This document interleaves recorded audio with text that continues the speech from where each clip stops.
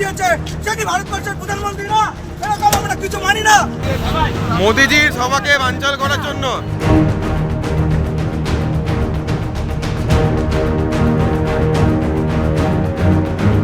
প্রধানমন্ত্রীর সভায় যেতে বাধা দেওয়ার অভিযোগ পুলিশের বিরুদ্ধে। পুলিশের সঙ্গে বচসা বহরমপুর সাংগঠনিক জেলার বিজেপি সভাপতি মলয় মহাজনের। যখন ইচ্ছা হবে যখন ইচ্ছা হবে এগুলো করা হচ্ছে। রাস্তায় পুলিশ টাকা তোলার জন্য ইচ্ছে কেটে হবে করছে কে? এই সরাও সরাও।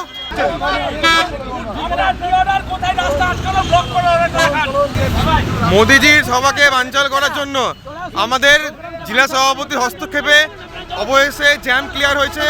শনিবার সকালে তাহেরপুরের উদ্দেশ্যে রওনা দেওয়ার সময় 12 নম্বর জাতীয় সড়কে মুর্শিদাবাদ জেলার রেজিনগর বেলডাঙ্গা থানার মধ্যবর্তী এলাকায় আটকে দেওয়া হয় বিজেপি নেতা কর্মীদের।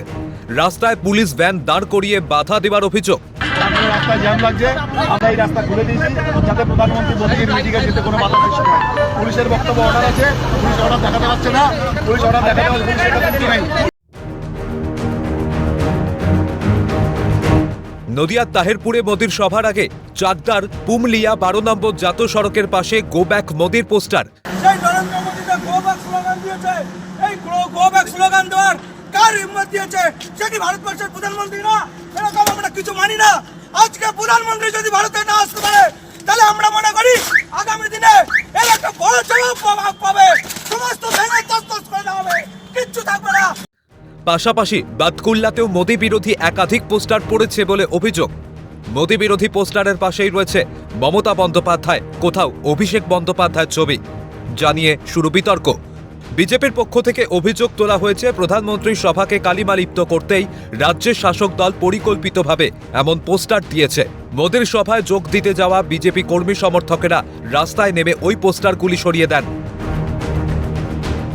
নদিয়ার চাকদাহের এই লালপুর এলাকা, সেখানে কিন্তু এই 34 নম্বর জাতীয় সড়কের ধারে একাধিক পোস্টার পড়েছে। যে পোস্টারে আমরা দেখতে পাচ্ছি গো ব্যাক মোদি লেখা দেখতে পাচ্ছি। প্রায় প্রত্যেকটা লাইট পোস্টেই কিন্তু রয়েছে গো ব্যাক মোদি, এবং সেখানে তার ওপরে কোথাও রয়েছে মুখ্যমন্ত্রী মমতা বন্দ্যোপাধ্যায়ের ছবি, কোথাও অভিষেক ব্যানার্জির ছবি। কারা কি উদ্দেশ্যে এই পোস্টার দিয়েছেন সেটা এখনো স্পষ্ট নয়। এই পশ্চিমবাংলাকে পশ্চিম বাংলাদেশ তৈরি করার জন্য এই একটা গভীর চক্রান্ত করছে। এই চক্রান্ত রুখে দেওয়ার জন্য আমাদের ভারতীয় জনতা পার্টির প্রত্যেকটি কার্যকর্তা একদম তৈরি আছে।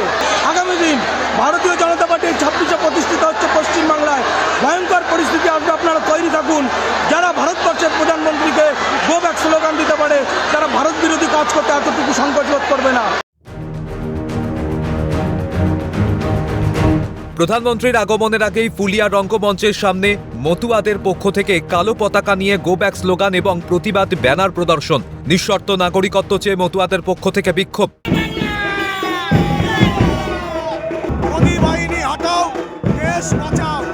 কে বা কারা দিল পোস্টার, তা নিয়ে শুরু রাজনৈতিক চর্চা। পুরো ঘটনাকে ঘিরে তুঙ্গে নদিয়ার রাজনীতি। ক্যামেরায় গোপাল সেনের সঙ্গে সুদীপ্ত পাল, মৃন্ময় গোস্বামী, প্রসেনজিৎ বিশ্বাস ও সুবীর দাসের রিপোর্ট, ক্যালকাটা নিউজ।